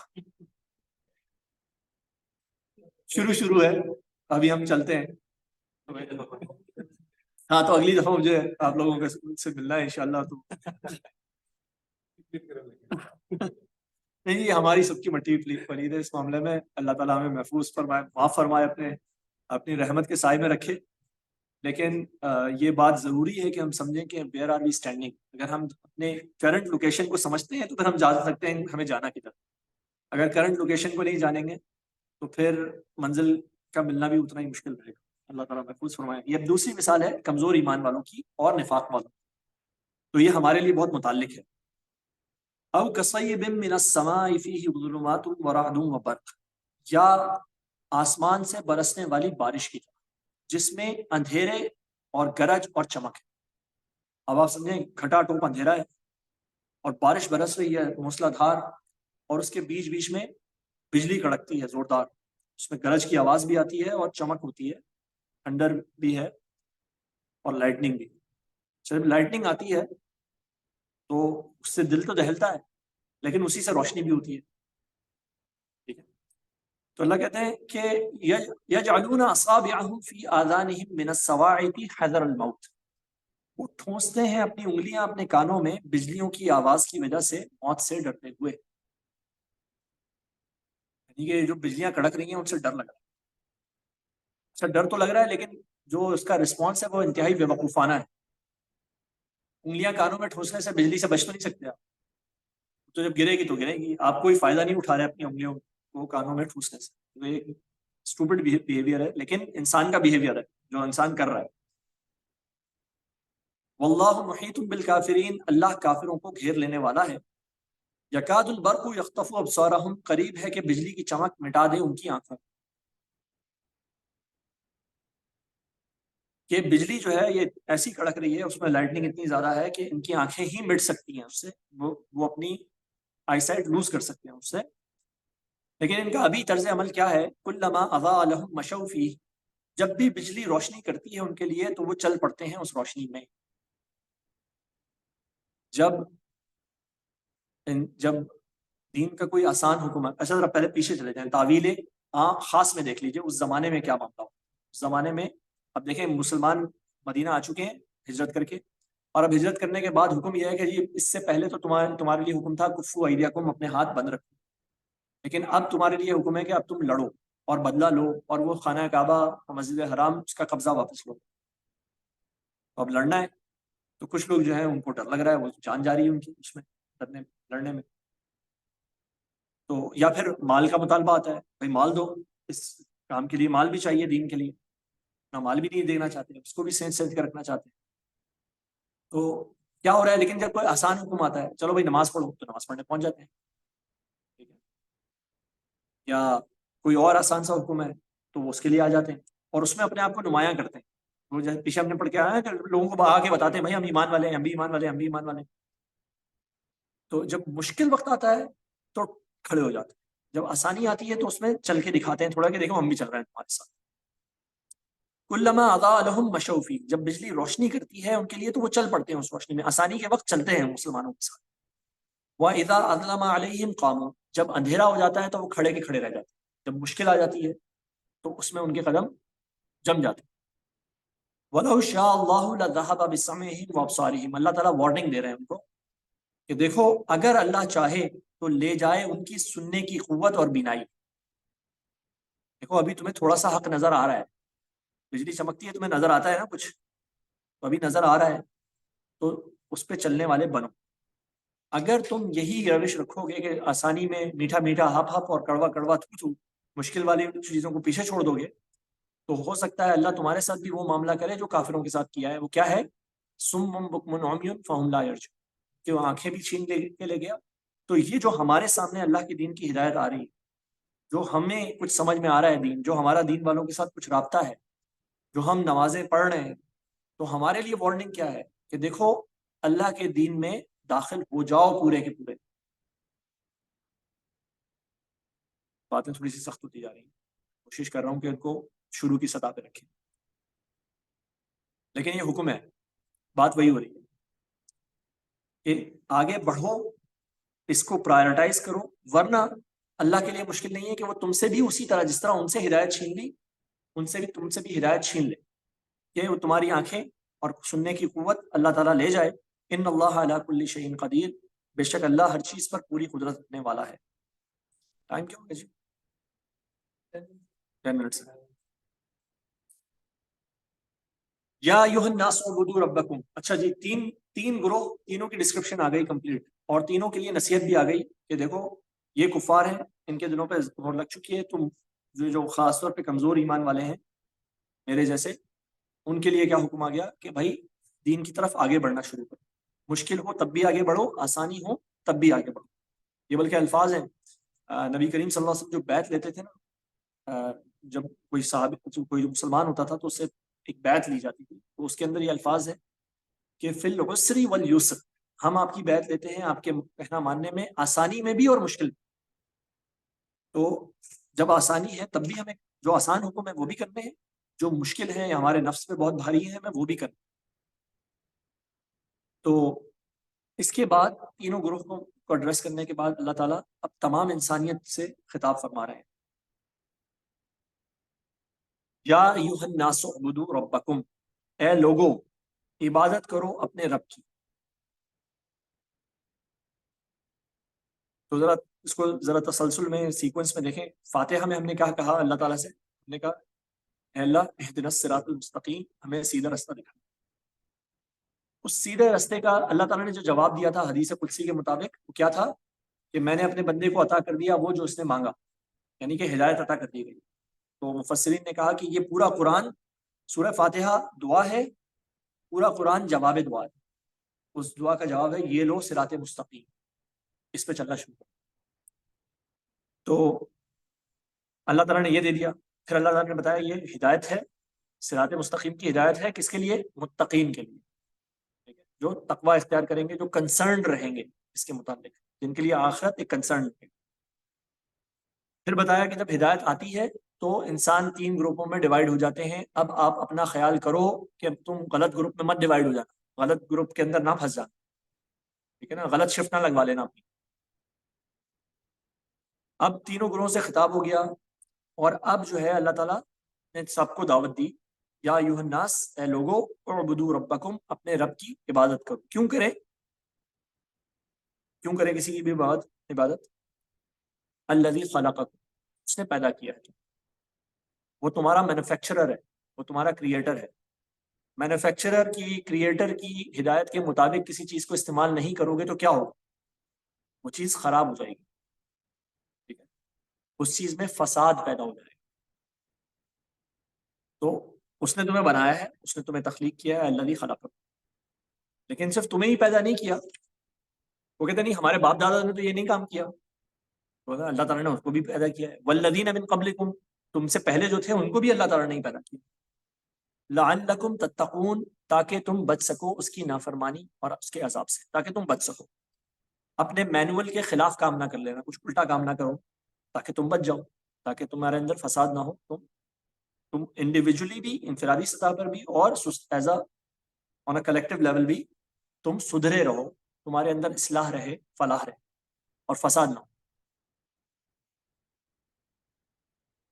اچھا دیکھیں، اب یہ دیکھیے کہ آج کی جو تہذیب ہے، آج کی جو سویلائزیشن ہے، وہ ہمیں یہ تو ضرور بتاتی ہے کہ دیکھیں زندگی گزارنے کا طریقہ کیا ہے، آپ کو کیسے رہنا چاہیے، اور اس کی اگر اس کو خلاصہ کر دیا جائے تو وہ یہ ہے، جیسے چاہو جی، جو دل چاہے کرو، اور گلٹی کانشیس کو اپنے اندر نہ آنے دو، بیسیکلی یہ تو غلط بات ہے، سو آن سو۔ لیکن یہ ایک تہذیب آپ کو یہ نہیں بتاتی کہ آپ کو تخلیق کس نے کی۔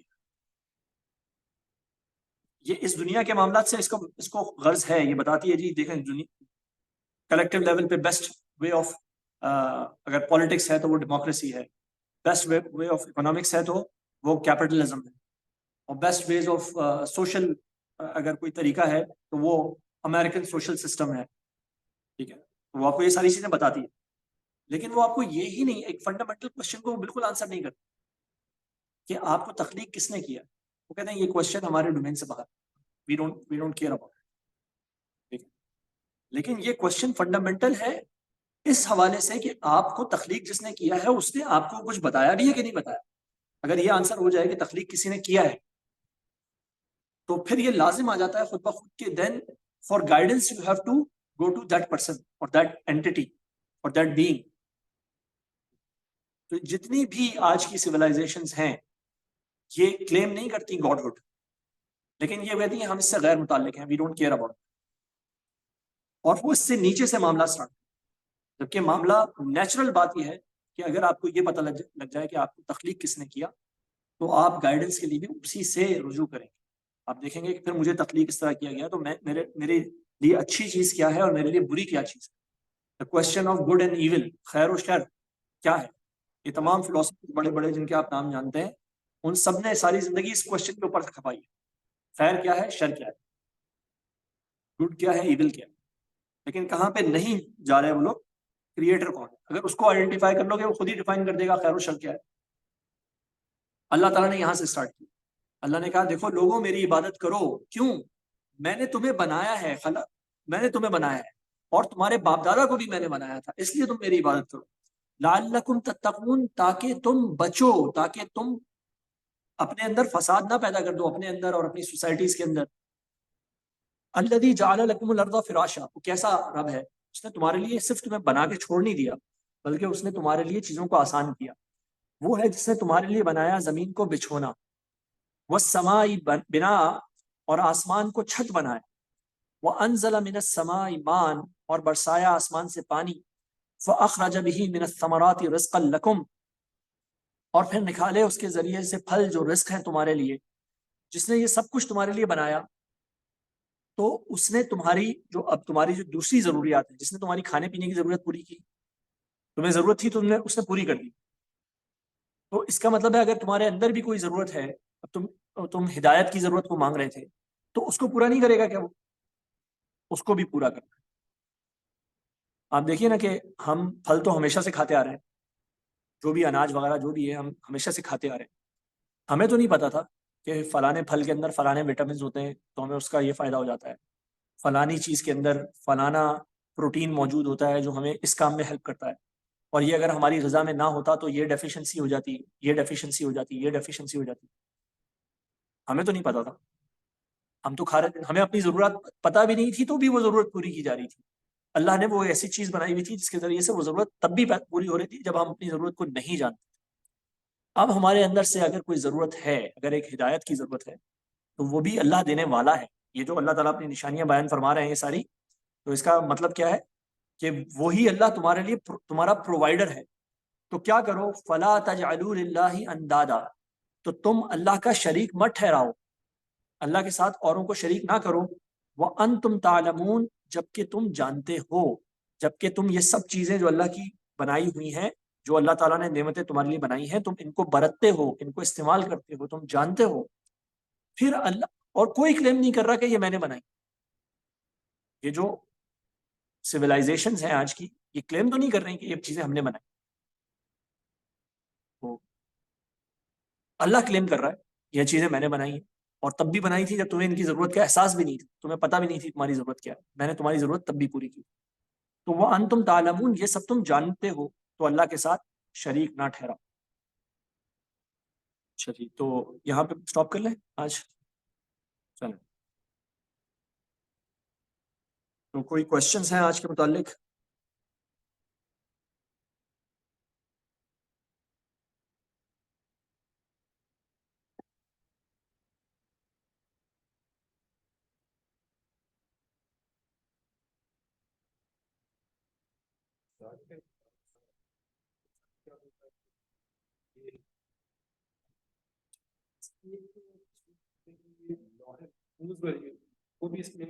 جی جی بالکل. تو یہ سوال آیا کہ حاضل کتاب لفظ ہونا چاہیے تھا، ذالک الکتاب آیا ہے، تو اس کا مطلب جو میں نے بیان کیا، لیکن اس کا ایک مطلب یہ بھی بیان کیا جاتا ہے کہ دور کی چیز کی طرف جب اشارہ کیا جاتا ہے تو ذالک دیٹ، بیسیکلی یہ ہادہ دس ہے اور ذالک دیٹ. تو اس میں کہا گیا کہ یہ چونکہ اصل کتاب جو ہے، ام الکتاب، جو ام الکتاب ہے وہ کہاں پر ہے؟ وہ لوح محفوظ میں. قرآن مجید جو اصل ہے وہ لوح محفوظ میں ہے، اور یہ ہم نے اپنے پہلے سیشن میں یہ بات تھوڑی سی اس پہ ٹچ بھی کیا تھا. تو وہ لوح محفوظ کی طرف اشارہ ہے کہ جی یہ وہی کتاب ہے، اور یہ وہی کتاب ہے جس سے، بلکہ اس میں ایک اور اشارہ یہ بھی بیان کیا جاتا ہے کہ وہی کتاب ہے جہاں سے تورات آئی تھی، جہاں سے انجیل آئی تھی، کیونکہ لوح محفوظ پہ ہی تورات ہے، لوح محفوظ میں ہی انجیل ہے، اور اب لوح محفوظ میں ہی قرآن موجود. اللہ کا علم.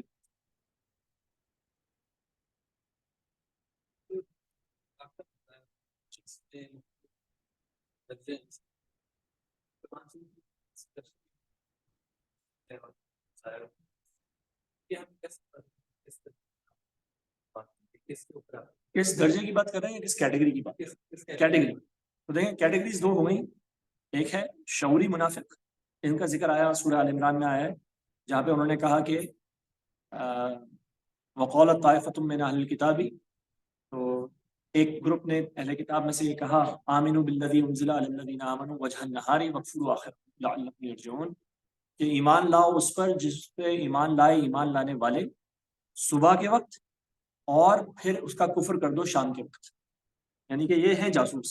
وہ آئے نبی کریم صلی اللہ علیہ وسلم کے پاس، کہا جی ہم ایمان لے کر آ گئے، آپ ہمیں اپنی محفل میں شریک کریں. ان کو بٹھایا گیا، پورے دن بات سنی، شام کے آخر میں انہوں نے کہہ دیا جی ہمیں سمجھ نہیں آئی، یہ چلے گا.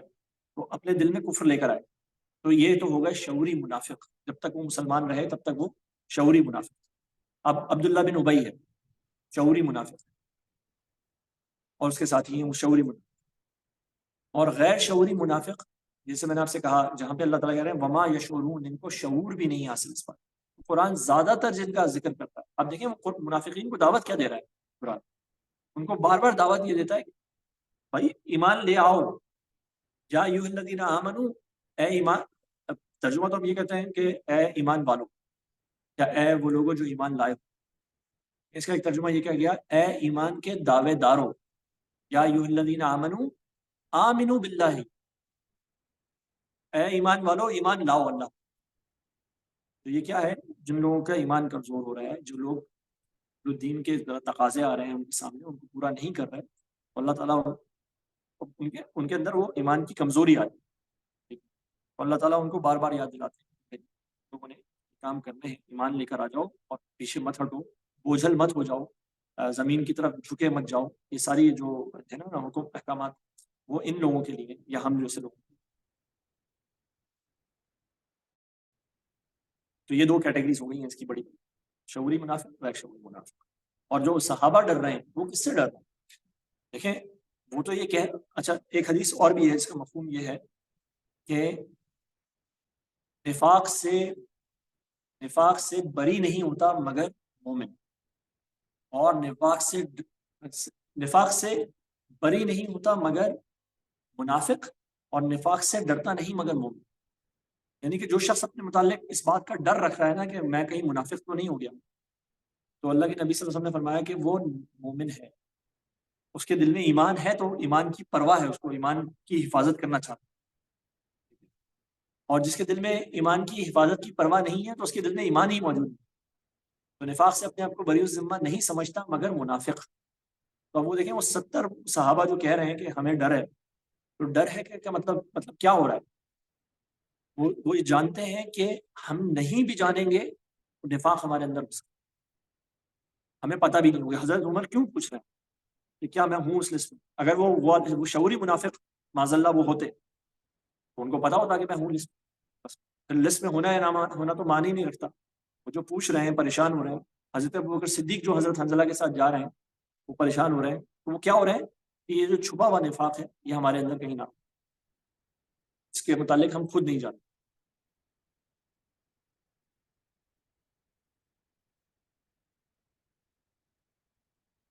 جزاکم اللہ خیرا، سبحانک اللہم وبحمدک، نشهد ان لا الہ الا انت، نستغفرک ونتوب الیک.